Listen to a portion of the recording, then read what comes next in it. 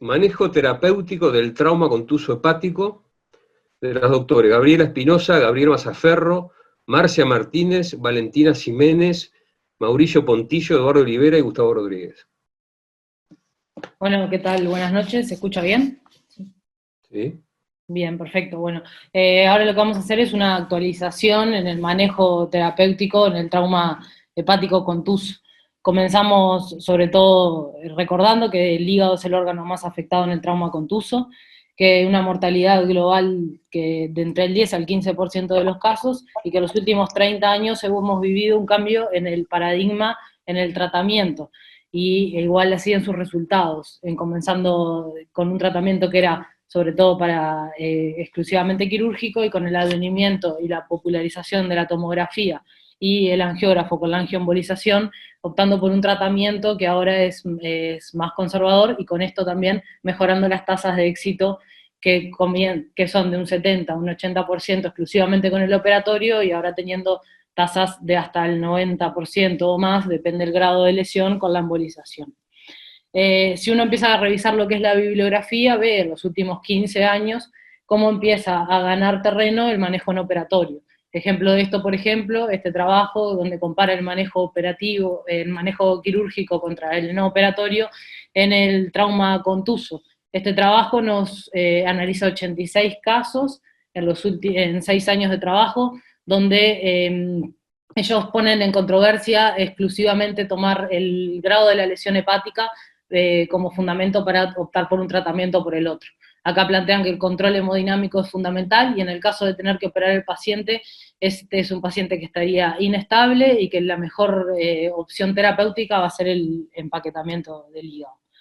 Ya en el 2015 tenemos una revisión sistemática de la Cochrane, donde también compara en el trauma hepático grave ambos ramas de tratamiento, analizan 11 ensayos clínicos aleatorizados, y dentro de sus resultados los que obtienen es que el manejo no operatorio es el que se va a tomar para los pacientes estables hemodinámicamente, sin importar el grado de la lesión, y que deja reservada la cirugía en los pacientes que se inestabilizan o que están inestables de inicio, o que tienen alguna otra indicación de cirugía, por ejemplo, una lesión de víscera hueca. Más hacia acá, en el 2018, tenemos esta revisión sistemática que habla de la eficacia y ya de la seguridad del manejo no operatorio. Se analizan también 4 ensayos clínicos, 4 casos controles. Reafirmamos lo mismo que anteriormente: el manejo no operatorio es seguro en el paciente estable, sin importar el grado de la lesión hepática, va a tener una efectividad de un 95%, una sobrevida del paciente mayor al 97%, y una tasa de complicaciones del 13% de forma global. ¿Sí? Si bien esto, bueno, es del año pasado y es un solo caso en particular, ahora agregan, más allá de lo que ya teníamos, nos agregan la laparoscopía diferida, como fue el caso de nuestra paciente en una lesión grado 5, entonces son anexos nuevos que estamos manejando en el manejo no operatorio para seguir volcándonos hacia él. Si hablásemos del manejo no operatorio, recordad que lo que veníamos hablando, las lesiones de mayor grado van a tener una mayor mortalidad, y también tienen más chance de que el manejo no operatorio no pueda mantenerse a largo plazo, y que el riesgo de estos eventos de complicaciones es mayor cuanto mayor va a ser el grado de la lesión hepática, y esto se ve sobre todo del grado 3 en adelante. Si mirásemos en esta tabla es sacada de un trabajo italiano, que es un trabajo que recolectó pacientes a lo largo de unos 9 años en un mismo centro. Ellos acá tienen unos 130 pacientes en este trabajo, los categorizan de acuerdo a su grado de lesión, y lo que ven es que el manejo operatorio es siempre seguro, y que va decayendo, digamos, su efectividad del grado 3 en adelante, y sobre todo para lo que son las lesiones grado 4 y grado 5, que cae un 10% respecto al 1. Clasificaciones acerca de las lesiones traumáticas, tenemos varias. Podemos usar la de la Asociación Americana del Trauma, tenemos en este caso la de las guías europeas de trauma. Lo que sí importa, y más allá del grado con lo que venimos hablando, es si nuestro paciente se encuentra estable o si el paciente está inestable hemodinámicamente, porque esto nos va a asignar qué camino vamos a seguir. En un paciente que se encuentra estable de inicio, o que logramos estabilizarlo con la reposición, o por el contrario logramos una estabilidad transitoria, el mejor camino para tener es una tomografía. Una tomografía porque nos va a permitir con el contraste conocer la anatomía lesional de nuestro paciente, ¿sí? Y vamos a tener un estudio que nos va a permitir con una sensibilidad y especificidad cercana al 100%, entre el 98 y 100, de acuerdo a las series, poder conocer en qué panorama estamos. Evidentemente, si eso no lo logramos, vamos a tener que llevar a nuestro paciente al bloque quirúrgico. Del manejo no operatorio va a ser de elección, como decíamos, efectivo globalmente en un 90%, requerimos como condiciones tener un paciente con una hemodinamia estable, que no tenga otras lesiones de indicación de cirugía. Pero estos no son los únicos requisitos que nosotros tenemos que plantear. Debemos tener un banco de sangre disponible para este paciente, contar con una cama de CTI que pueda tener ingreso, y obviamente un equipo quirúrgico. Evidentemente, si sumamos las otras herramientas, como hablábamos de la embolización, le vamos a aumentar el rendimiento y la mejoría. La angioembolización, lo que venimos diciendo, es una herramienta más y que nos ha aumentado la tasa de éxito de esta opción terapéutica.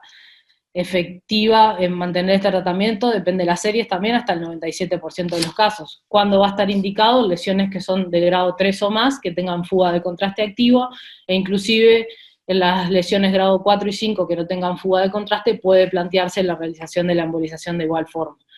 Y en promedio una baja tasa de complicaciones, sobre todo van a ser vinculadas al local, al sitio de punción, que puede presentar una equimosis, dolor, en algunos de los casos trombosis de la propia arteria por la que se aborda, que habitualmente es la femoral, y no hay que olvidar la nefropatía inducida por contraste, que en términos globales de la angioembolización en cualquier territorio es de un 2%, pero en el caso de los traumatizados se vio que esto se puede elevar hasta un 24%, evidentemente por la hipoperfusión y el estado hemodinámico, por lo cual no es nada despreciable y siempre tenerlo en consideración.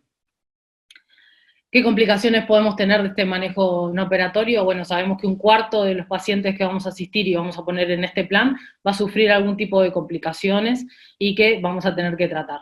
En este estudio, COSAR, en el 2006, él tiene una serie de 453 pacientes que él encuentra un 14% de complicaciones. Pero de este 14% de pacientes que se le complican, el 52% de ellos tienen lesiones de grado 5. Es decir, que como en el caso de la paciente que vimos, bueno, prestar atención y entró dentro de las cifras de este trabajo. Las complicaciones, como para ir analizándolas, las vamos a dividir en las complicaciones vasculares, las biliares y las abdominales. Dentro de las vasculares, evidentemente, la hemorragia. Hemorragia que va a reponerse y muchas veces con esto es suficiente sin tener que tomar ninguna tracción. Lo que algunos autores dicen que es como una hemorragia crónica, es decir, que responde a la reposición y con eso es suficiente sin tener que tomar ninguna otra actitud activa. Contamos con la embolización y evidentemente, y ante un sangrado cataclísmico que no se pueda cohibir, la cirugía. Con respecto a otras complicaciones, tenemos la hemobilia, la tríada que se presenta como dolor abdominal, ictericia y hemorragia digestiva, la presencia de pseudoneurismas o fístulas, que van a tener su lugar en el tratamiento con el angiográfico. Dentro de las complicaciones biliares, el coleperitoneo, habitualmente manifestado clínicamente entre el segundo al sexto día. Hay quienes, autores que abogan por la paracentesis ecoguiada como método diagnóstico y otros por la laparoscopía. Lo que sí es su evacuación, habitualmente no recidiva, porque es propio de la propia lesión hepática y no tenemos una recidiva del mismo. En caso de que sí, evidentemente tenemos que buscar alguna causa que lo está haciendo que recidive, y bueno, en este caso tendríamos que abogar capaz que algún estudio imagenológico que pueda ser invasivo, que nos permite conocer el mapeo biliar, o si no, la realización de una CPR con stent, un manejo percutáneo de estas complicaciones, o en última instancia la cirugía. Otra de las complicaciones biliares va a ser el biloma, generalmente dado por una bilirragia lenta y contenida, la mayoría cursan asintomáticos, no es necesario en la gran parte de los casos realizar ningún tipo de procedimiento, y habitualmente su diagnóstico es incidental ante la solicitud de una imagen, y aparece allí el biloma, solamente vamos a tener que actuar sobre él si presenta síntomas o elementos infecciosos. y el absceso el absceso también secundario al viloma, como hablábamos, o una necrosis hepática que se haya infectado. Y con respecto a las complicaciones abdominales, como presentó nuestro paciente, un síndrome inflamatorio peritoneal, que habitualmente presenta entre el segundo al sexto día del traumatismo, se va a presentar con un dolor abdominal que es bastante inespecífico, difuso, y fiebre o algunos parámetros infecciosos en la paraclínica. Habitualmente, como comentábamos, es a bilis y sangre, los cultivos en la mayoría de los trabajos en los que se ha estudiado han sido estériles, y el tratamiento va a ser el drenaje, que creemos que por la vía laparoscópica va a ser el más adecuado. Y generalmente se ven en las lesiones que son de grado 4 y grado 5. Y como se hablaba previamente, el síndrome compartimental abdominal, secundario a los sangrados masivos, y que se puede también ver luego de la angioembolización, y que evidentemente requiere llevar a nuestro paciente al bloc también para poder hacer el drenaje del mismo. Perdón, la decompresión. Pero bueno, cuando nos ponemos a ver esto, se nos abre el capítulo de la cirugía diferida, ¿no? Y acá hay autores que plantean, ¿es la cirugía diferida cuando tenemos que realizarla un fracaso del manejo no operatorio en el traumatismo hepático? Nosotros creemos que no, por esto mismo que veníamos diciendo, el 20% de los pacientes lo van a requerir, es un procedimiento mínimo invasivo más, nos va a permitir tratar este tipo de complicaciones, y a su vez nos va a servir como una herramienta diagnóstica, nos va a permitir, en caso de sospecha de otras lesiones, también poder despistarlas por esta vía. Y evidentemente en esta cirugía, que se realiza principalmente entre el quinto y séptimo día después del traumatismo, creemos que el abordaje inicial sería laparoscópico, dejando la laparotomía, evidentemente, si surgiesen dudas y no pudiéramos aclarar la situación en este momento, pero inicialmente sería por la videoasistida. ¿Y qué pasaría en el caso de que tenemos todas las herramientas, lo estamos haciendo, pero fracasa el manejo no operatorio o no lo podemos aplicar porque el paciente se encuentra inestable hemodinámicamente? Y bueno, deberíamos saltar a un paso más como es la cirugía. Cuando nos enfrentamos a estos pacientes, evidentemente son pacientes que están exsanguinándose o con una gran pérdida de la volemia que no podemos estar controlando, y acá tenemos que, evidentemente, enfrentándonos a esta situación de emergencia, manejar el concepto de la reanimación de control de daño, con sus 3 puntos, ¿no? La hipotensión permisiva, es decir, mantener una presión arterial sistólica 90, con una presión arterial media 65, no más de 1 hora. Empezar con la transfusión de hemoderivados precozmente. En esto es capital conocer el protocolo de reposición masiva del centro en el que estamos trabajando, y si no hay, que esté o generarlo.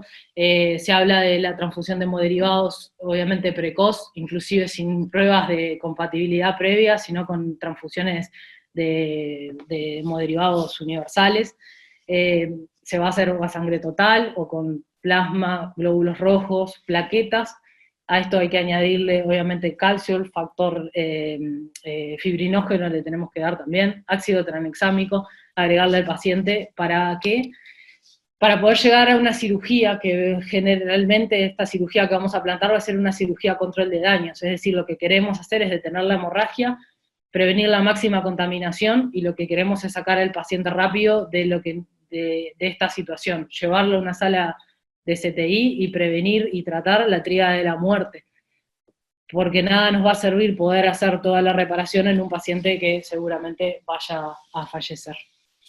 Como toda la parotomía en trauma, prestar atención sobre todo lo que vamos a ir hablando, el acceso y la exposición, en detener la fuente del sangrado, completar la valoración, y bueno, y definir después, de acuerdo a los hallazgos que vayamos teniendo y con el paciente que nos vamos encontrando, si vamos a cerrar al paciente o si nos vamos a enfrentar a una situación de una cirugía a control de daños, dejando al paciente en un plan de las parotomías programadas.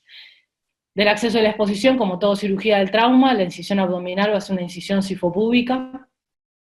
Siempre, en este caso vamos a hablar de traumatismo hepático, y tenemos que saber que podemos combinarlo con una incisión subcostal derecha si queremos abordar mejor el polo hepático, pero siempre recordar que en estos pacientes debemos tener una exposición completa de todo lo que es el tórax, y no olvidar la posibilidad de realizar una toracotomía anterolateral izquierda de resucitación para un clampeo de la aorta en un paciente que tenemos en inminencia de paro cardiorrespiratorio. Tenemos que tener una buena exposición, eviscerar el delgado, llegar bien y valorar bien lo que es el retroperitoneo y los órganos macizos, identificando así lo que son las fuentes de sangrado. Cuando esto pasa, encontramos nosotros, en este caso, que es lo que vamos a hablar, una lesión hepática. ¿Cuál va a ser el primer gesto que vamos a tener ante ella? La hemostasis hepática por compresión. Es decir, vamos a acercar el hígado entre sí, apoyar, presionarlo sobre lo que es el diafragma y con esto intentar detener el sangrado. Podemos tener herramientas auxiliares, la electrocoagulación, el bipolar, inclusive hacer una patorrafia con o sin parche de piplón. Y acá se nos pueden abrir dos caminos. Logramos detener el sangrado, bien, estamos en esta situación que podemos seguir avanzando, o que el sangrado no se detenga. En ese caso, podemos llegar a tener la situación de ver el vaso visible. Bien, vamos a intentar ligarlo, hacemos la hepatotomía, recordar no cerrar solamente la cápsula, el sangrado va a seguir por debajo, sino que tenemos que hacer el control vascular, y poder ayudarnos siempre con la maniobra de Pringle, con intervalos de 20 minutos de pinzado, con 5 minutos de liberación. Esto lo podemos repetir hasta 3 veces, idealmente 2, y se considera, y hay autores que nos dicen que si esto nos lleva más de unos 40 minutos, entonces este vaso no es partidario a poder repararlo de esta forma, y vamos a tener que buscar alguna otra herramienta. No podemos prolongarlo esto en el tiempo, dada la situación del paciente que nos llevó. Tenemos herramientas auxiliares también para poder seguir con la hemostasis. Pero ante la situación de encontrar una lesión arterial, la podemos reparar en primera instancia, sino en todo caso ligar y prestar atención. Obviamente, si ligamos la hepática derecha, vamos a dejar sin vascularización a la vesícula, y bueno, prestando atención, y también contando que si en nuestro centro hay la posibilidad de embolización, en vez de hacerlo quirúrgicamente. Pero puede que a pesar de todos estos esfuerzos el sangrado continúe. Y bueno, entonces en este caso es donde entra en lugar el packing hepático. Cuando también entraría el empaquetado hepático en lugar en un paciente en que su condición fisiológica no permita prolongar la cirugía ni realizar todas estas maniobras. Podemos considerarlo sobre todo, y está bien claro establecido, que los pacientes que se encuentran en hipotermia o que ya han recibido más de 5 volúmenes de sangre desde que llega hasta este momento de la cirugía, o que se encuentran con un pH que es menor a 7,3, no son candidatos a seguir en una cirugía prolongada, y lo que más se van a beneficiar es de uno poder detener el sangrado y sacarlo del bloc para llevarlo a una unidad de terapia intensiva para que pueda hacer la reposición adecuada. Con respecto al empaquetamiento, no es necesario poner muchas compresas, lo que vamos a precisar es una en el espacio interhepatofrénico, otra que vaya por la cara inferior del hígado sobre la curvatura menor, y nunca poner compresas mismo sobre la lesión. Sí cerca, pero no la lesión. Que tenemos que tener cuidado, no comprimir la vena cava, que eso nos pueda dificultar el retorno venoso cardíaco. Una vez establecido el packing, no hay que ir a revisarlo. Lo único que logramos revisándolo es que si habíamos detenido o estábamos haciendo la compresión, es reabrirlo y que vuelva el sangrado. Podemos haber hecho el packing y puede seguir sangrando el paciente. Se puede realizar una maniobra de Pringle, dejar al paciente en un vacuum, se deja por fuera un bulldog o algún clamp vascular, y con esto poder llevarlo a la arteriografía para que le puedan hacer una angioembolización. En algunos centros especializados la mencionan como que la pueden llegar a hacer hasta casi que en el intraoperatorio, es mucho menos viable si en lo diferido. Hecho esto, ahora tenemos al hígado empaquetado, una maniobra de Pringle hecha, y tenemos un sangrado que sigue activo. Acá hay dos caminos para tomar. Hay quienes dicen, bueno, esperamos, vamos a reponerlo, no sacan al paciente del bloc, se reponen los parámetros, se repone la coagulación, se mejora lo que es la hipotermia, su acidosis, y se espera en torno de 20 a 30 minutos a ver qué es lo que pasa con el sangrado. Estos cirujanos que optan por esta vía, ellos refieren que tienen una tasa de éxito, de acuerdo con una reanimación adecuada en este tiempo y sin manipular más al paciente, hasta un 60% suprahepático, en descartar estas lesiones y después seguir con la reposición del paciente. Sabemos que las lesiones del polo cabo suprahepático son letales, una letalidad alrededor mayor del 95%, que podemos tener distintos procedimientos para poder repararlas, y que muchas veces necesitamos abordajes combinados, abdominotorácicos, una frenolaparotomía derecha. Podemos abogar por el packing, si bien no es tan efectivo como con otras lesiones, la reparación vascular, que sabemos que es técnicamente demandante, y si nosotros la planteamos en esta situación en la que el paciente está inestable, que necesitamos hacerla rápido en un paciente que está grave, y que seguramente quien esté a cargo de esa cirugía no tenga la experiencia para poder abordar ese sector, realmente lo dificulta un poco, mucho más. Igual que las resecciones lobares de los segmentos comprometidos, pero bueno, con letalidades altísimas. El sangrado continúa, también está descrito hacer la exclusión vascular hepática, a triple clampeado, el clampeado porta, el clampeado del pedículo hepático y cabo suprahepático. A esto hay que asociarle un shunt vascular, que lo que se hace es con un tubo de intubación que se deja sobre la fenestra, o sea, se pasa por la exclusión, y las fenestras quedan a nivel de las renales. Son cosas casi que anecdóticas, también suma con una mortalidad altísima. En mismo suplencia a lo que veníamos hablando del shunt, se puede hacer la misma exclusión vascular hepática con un catéter de Reboa, que debe estar disponible en los centros, si es que lo está, uno tiene que saber que cuenta con esta herramienta, y que para excluirlo del todo se tiene que asociar el mismo procedimiento, pero sobre la vena cava.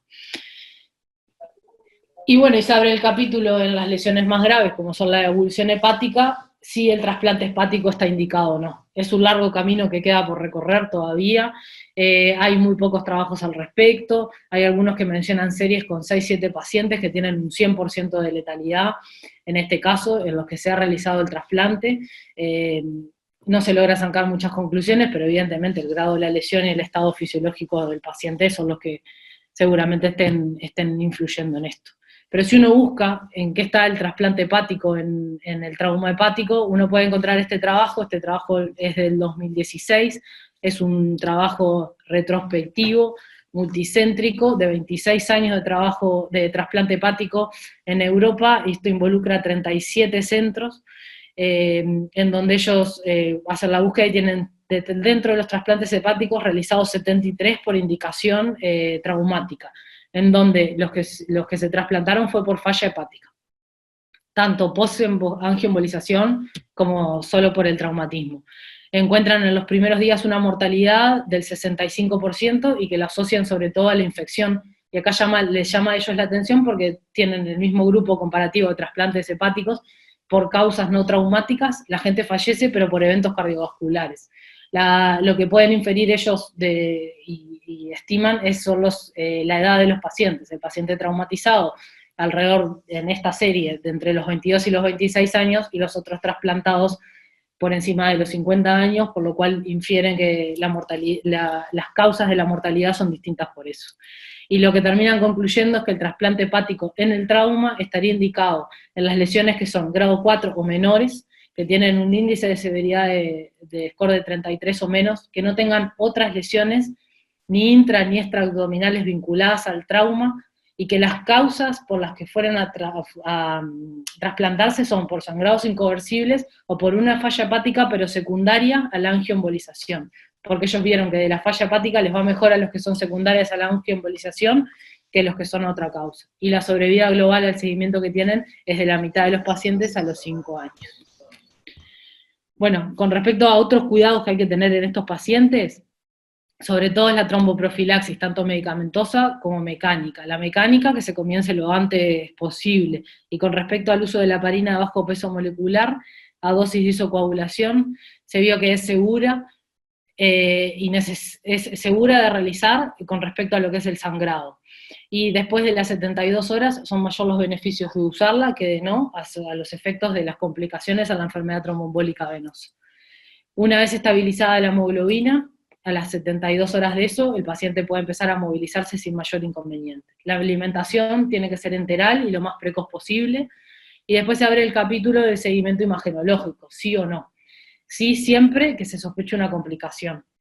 Y hay que hacerlo, por ejemplo, para pasar el paciente del CTI a la sala, o de sala para darle el alta cuando no medía ninguna complicación. Se vio que no, porque como decíamos, las lesiones graves, las lesiones más graves y cuanto grado más mayor presente de lesión, más tiempo es el que tardan en sanar. Lesiones grado 5 pueden tardar hasta 6 meses en tener una restitución ad integrum del parénquima hepático, por lo cual lo único que se vio es que hacer un seguimiento imagenológico de una lesión hepática no tiene más efecto que retrasar la toma de decisiones con respecto, por ejemplo, al alta del paciente. Y con lo que refiere a la actividad física habitual, generalmente que maneje, más o menos entre los 3 a 4 meses ya puede retomar su vida sin mayor inconveniente.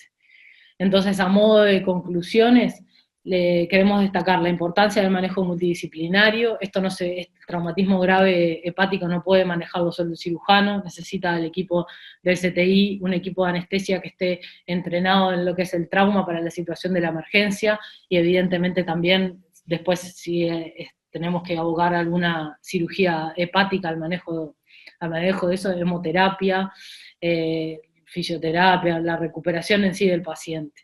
Que uno va a tomar la decisión, evidentemente, conociendo la condición clínica del paciente, cómo fue su lesión, si tiene otras lesiones que deben ser consideradas a la hora de tomar su terapéutica, pero eso no lo puede vincular solo, uno tiene que saber en dónde está trabajando. ¿Sí? No es lo mismo tener una infraestructura y los recursos en ese momento que no tenerlos, y valer y poner en la balanza, evidentemente, si ese paciente es mejor que quede en ese centro, que sea trasladado a otro, y acá no podemos olvidarnos del efecto centro, como en otras patologías, que estos pacientes se van a estar beneficiando.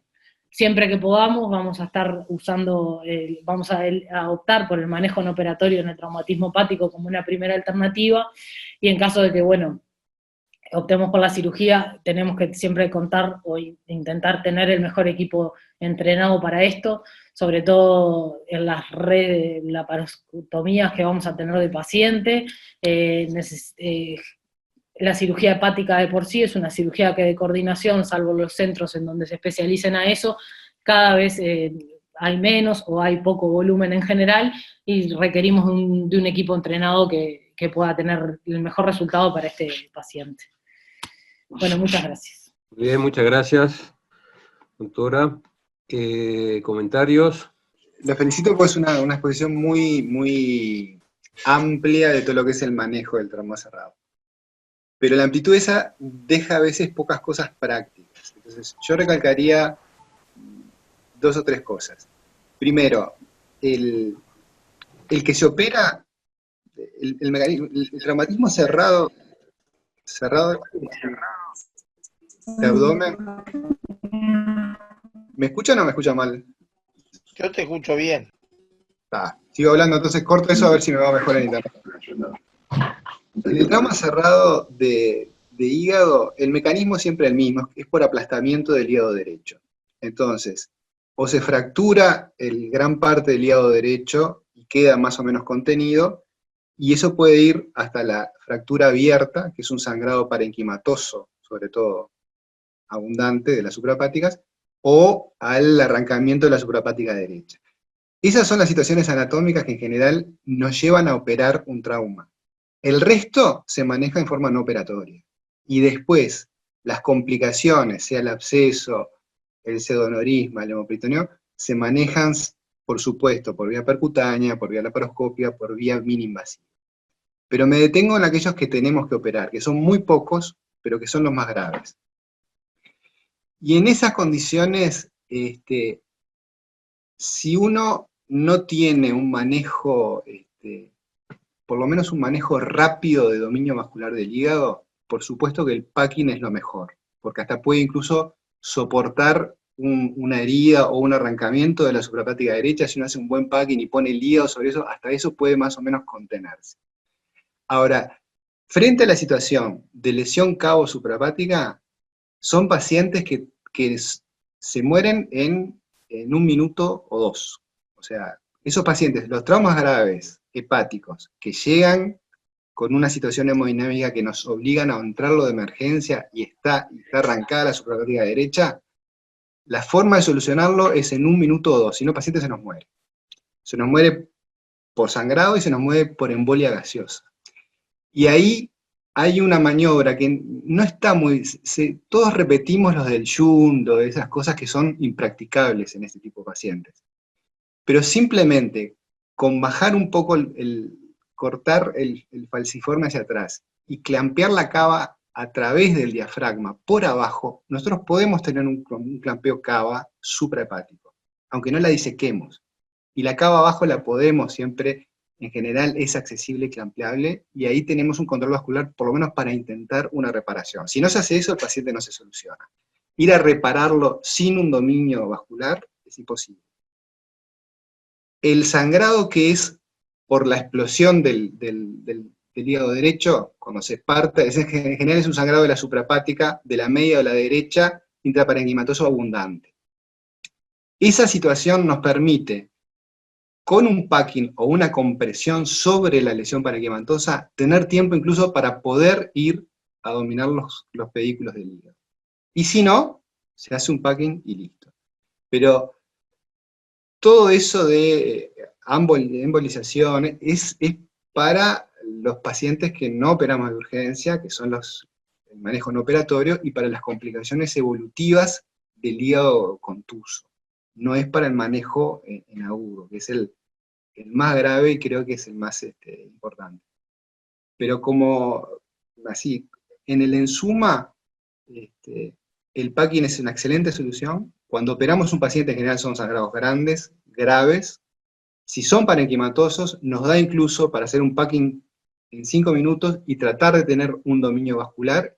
Y a veces es incluso más fácil, porque el hígado está, muchas veces el segmento 7 está prácticamente descolgado afuera.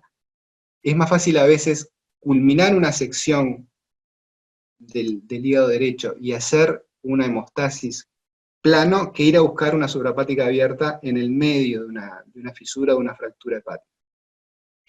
Yo le quisiera preguntar si, con esto con respecto a lo que estaba hablando el doctor Andreoli, si alguno ha tenido la oportunidad de, en una laparotomía, por una lesión básicamente no central, si tuvo la posibilidad de hacer conjuntamente con el packing la utilización de algún sellante biológico hemostático, como hay actualmente en el mercado.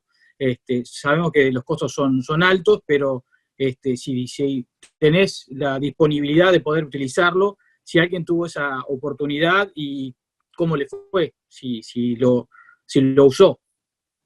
No, decía, vamos a dejar para el final que la doctora conteste la pregunta del doctor Fournier y algún otro comentario, que quieran hacer alguno, y seguimos con algún otro comentario de la presentación. Sí, ¿puedo, Andrés? Sí, claro. Primero, está bueno el tema trauma hepático cerrado, que es diferente y hay que diferenciar muy bien de lo que es abierto, la herida de bala, el herido de arma blanca, sangrando, con inestabilidad hemodinámica. Es decir, que esto, centralizando el tema, indudablemente yo estoy totalmente de acuerdo con lo que dijo Gustavo Andreoli, del manejo intraoperatorio como emergencia en paciente inestable sangrando, bueno, todo vale. Yo lo que quiero resaltar son los temas del efecto centro en estos pacientes. Como dijo Gabriela, la mayoría de los pacientes con manejo no operatorio van a andar bien. Y el problema empieza varios días después, que es el hemoperitoneo, y la importancia de la paroscopía, pero quiero decir dos conceptos más, que los efectos centro tienen que tener angioembolización, es decir, imagenólogo intervencionista, y tiene que tener la coalangio endoscópica retrógrada. Yo sobre todo, más que la coalangio endoscópica retrógrada, quiero destacar que el imagenólogo intervencionista hoy es una super especialización. Hay pocos en el mercado, necesitan intensificadores de imágenes y aparatos de radiología muy sofisticados y que no en todos los lugares hay. Digo porque veo mucha gente al interior. Uno puede tener un imagenólogo intervencionista, pero necesita el COIL, necesita las guías y eso no es de tan fácil acceso. Lo que quiero decir que los efectos centros, el imagenólogo intervencionista es una figura muy importante en el manejo del trauma hepático, sobre todo para la angioembolización, selectiva, que muchas veces el pseudoaneurisma, que lo vemos algunos días después. Bueno, para ir cerrando entonces, yo quería hacer algún breve comentario que en mi experiencia, para mí habría dos tipos de pacientes. Los que realmente tienen una inestabilidad hemodinámica y requieren cirugía, y ahí creo que el packing es lo más eficaz, creo que realmente salva vidas, porque eso es una manera eficaz, rápida, que no genera mucha demora técnica, y que realmente permite estabilizar al paciente y después solucionar las complicaciones de fondo, salvo situaciones muy excepcionales. Pero creo que el packing ha sido un aporte enorme para los pacientes que se operan realmente como extremas urgencias, que son los sangrados hepáticos realmente graves. Y el otro grupo de pacientes, que son los que realmente se benefician de un manejo no quirúrgico inicial, creo que ahí es donde creo que ha avanzado muchísimo la cirugía en lo que es todo el manejo percutáneo del oviloma, las colecciones, todo lo que ha sido el manejo endoscópico y la laparoscopía, como vimos en el ejemplo de recién, que también ha sido un aporte fundamental, porque hacer la toalé peritoneal por laparoscopía es algo genial, y se evitan toda la morbilidad de la laparotomía. Y lo que yo siempre le destaco es que la laparotomía es un camino irreversible. Cuando uno se embarca en una laparotomía es irreversible. En cambio, la laparoscopía siempre permite la opción de pasar a una laparotomía si es necesario. ¿Se escucha? ¿Me están escuchando? ¿Sí? ¿Hola? Sí, se escucha. Se escucha bien, se escucha bien. No, perfecto, porque se me fue la imagen. A mí Después, también. lo segundo que iba a decir es creo que en definitiva, en estos pacientes, bueno, todo lo que es el manejo por embolización, etcétera, requiere realmente un manejo especial. Y bueno, yo me estaba acordando de un paciente que el doctor González se va a acordar, que yo era residente, recién empezaba la residencia, y tuvimos un sábado en el Hospital Pasteur, una herida de la cava a nivel retropático. Y bueno, y me acuerdo que estábamos con él, una vez que uno movilizaba el hígado, el paciente se exsanguinaba realmente. Entonces él tuvo la brillante idea, él se va a acordar, de llamar al doctor Perrone, que vivía cerca. Entonces, increíblemente a los 10 minutos, llegó a la urgencia. Por supuesto que le amplió la incisión, que lo partió al medio, logró dominar la cava retropática con un Clanza-Tinky y le hizo una reparación vascular. Digo, me acuerdo de eso porque son cosas heroicas, realmente. Estos pacientes, generalmente, el desenlace es tremendo. Y finalmente, para terminar, me estaba acordando del doctor Henry Marsh, que él siempre dice que hace falta 3 meses para hacer una operación, 3 años para saber cuándo hacerla y 30 años para saber cuándo no hacerla. O sea, las decisiones más difíciles que uno toma es cuando decide no operar a un paciente y tomar una conducta expectante y de observación activa. Así que bueno, creo que el tema es muy interesante, pero realmente es así. Hay que tener un conocimiento muy profundo para a veces abstenerse de hacer una conducta intervencionista. No sé si hay más comentarios. Vamos a esperar que la doctora Gabriela responda a la pregunta del doctor Folonier, si leyó algo de sellantes, si hay alguno que tenga experiencia en ese uso de ese recurso. De los sellantes, fue lo decía del cabo suprapático, en realidad con sangrados masivos importantes no tienen mucha indicación ni mucha efectividad, ¿no? Eso sí, experiencia no ninguna. Si alguien lo ha usado, ha tenido suerte, ¿no? Andrés, Sí. hasta donde yo sé, los sellantes todavía no tienen el aval para ser comercializados. Las láminas sellantes no tienen el aval, hasta donde yo sé, hace unos meses, no tienen el aval todavía de salud pública para ser comercializadas en el Uruguay. Lo que tenemos todos es algunas jornadas que han hecho y algunos que se han mostrado como una solución bastante mágica por lo que uno ve ahí. Pero yo por lo menos no tengo, pero además he seguido un poco el tema, por lo menos hasta hace unos meses, hasta antes de fin de año, y el problema es que no había posibilidad de disponerla por el tema de la autorización de salud pública, ¿no? Claro.